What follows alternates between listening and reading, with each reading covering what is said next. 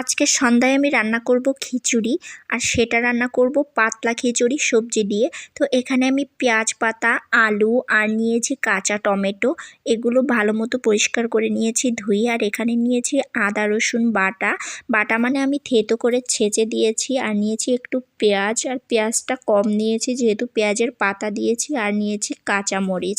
তো এখন আমি এগুলো ভালো মতো ধুয়ে রান্না করতে চলে যাব। আজকে আমি রাইস কুকারে রান্না করব। এখানে চাল আর ডাল আমি ভালো মতো ধুয়ে নিয়েছি, এগুলা এখন রাইস কুকারের ভিতর দিয়ে দেব।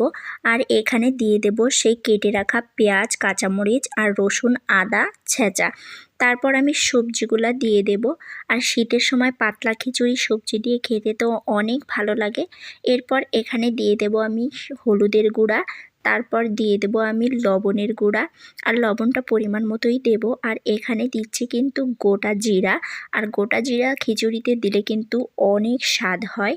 আর দিয়েছি আমি শুকনা মরিচের গুঁড়া, যেহেতু কাঁচা মরিচের আমি পরিমাণ কম দিয়েছি।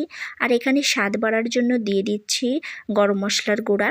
আর এখানে আবার দিচ্ছি মাংসের মশলা, টেস্টটা হবার জন্য। আপনারা চাইলে এটা অ্যাভয়েড করতে পারেন, স্বাদটা বাড়ার জন্য আমি দিয়ে দিলাম। এরপর পরিমাণ মতো তেল দিয়ে আমি এগুলো ভালো মতো হাতে মেখে নেব। আর এই খিচুড়িটা মাখা যত হবে হাতে, টেস্টটাও কিন্তু তত বেড়ে যাবে। আর এই মাখা খিচুড়ি খেতে সেই স্বাদ লাগে।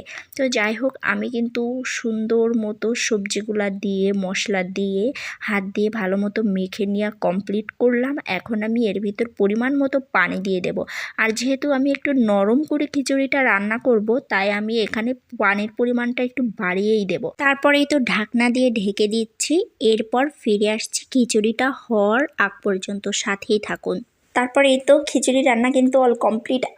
কি ঘ্রাণটা না বের হয়েছে! আর এই খিচুড়ির যে ঘ্রাণ বের হয় না, মানে জাস্ট লোভনীয়, অসাধারণ। তো আজকে সন্ধ্যায় বা রাতে কিন্তু এই খাবারটাই চলবে।